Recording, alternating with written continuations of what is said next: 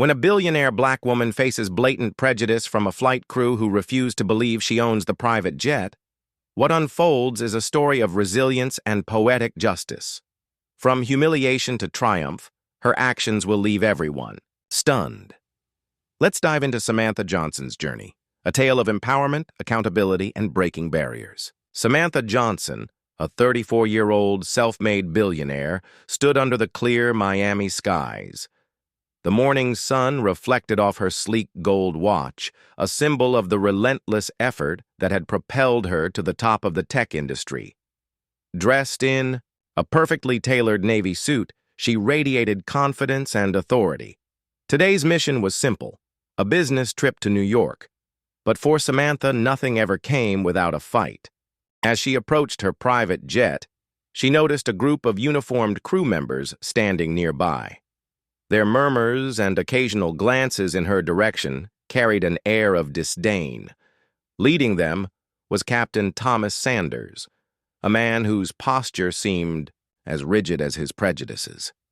His piercing blue eyes swept over Samantha, failing to hide his skepticism. When she reached the foot of the jet stairs, he stepped forward with a smile that didn't quite reach his eyes. "I'm sorry, ma'am," he said, his voice oozing with fake politeness. "This jet is reserved for VIPs. Perhaps there's been a misunderstanding." Samantha paused, her gaze sharp and unyielding. "There's no misunderstanding," she replied. "I am the VIP, Samantha Johnson." Thomas blinked, his expression briefly betraying disbelief before twisting into a smirk. "Right," he said, dragging out the word. "Let me double-check. In the meantime, you can wait in the lounge." Behind her, Marcus, Samantha's trusted assistant, bristled with anger. He took a step forward, ready to defend her, but she stopped him with a calm gesture. Turning on her heel, she headed toward the lounge without a word. But as she walked, her mind raced. Samantha was no stranger to prejudice, dressed up as professionalism, and she knew exactly how to handle it. Inside the luxurious lounge, Samantha sank into a plush leather chair. The crystal chandeliers and marble floors did little to ease the sting of the encounter. Picking up her phone, she dialed her legal team. Her voice remained steady as she detailed the incident, outlining a plan for immediate action. Across the room, Marcus stood by the floor-to-ceiling windows, watching the crew outside.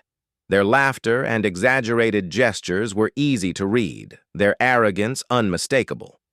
Marcus clenched his fists, his frustration barely contained. An hour passed, every minute stretching unbearably.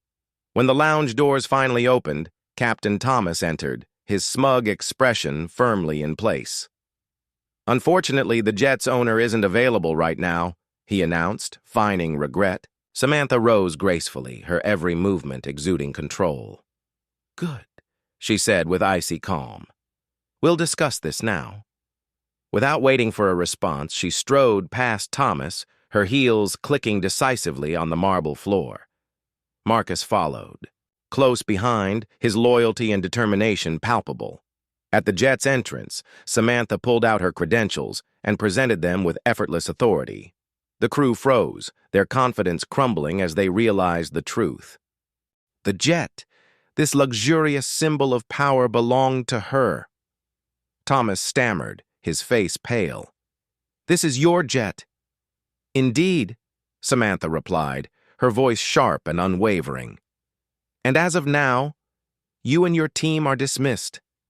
Gather your belongings and leave immediately." The crew filed out, their earlier arrogance replaced by shame. Samantha stood at the top of the jet steps, her gaze steady as she watched them go. Once they had disappeared, she allowed herself a brief smile, but she wasn't finished. Pulling out her phone, Samantha contacted her PR team. Within minutes, cameras were set up to document the incident. As the footage captured the crew's departure, Samantha's commanding presence at the top of the stairs became a powerful image of justice. The video went viral within hours, igniting conversations about systemic racism and discrimination. Hashtags like Wajad know her name and our flight privilege trended worldwide, turning Samantha's experience into a rallying cry for change. The airline quickly issued an apology filled with vague promises and corporate jargon. But Samantha knew that wasn't enough. At a press conference the next day, she addressed a global audience. "This isn't just about me," she began, her voice calm but firm.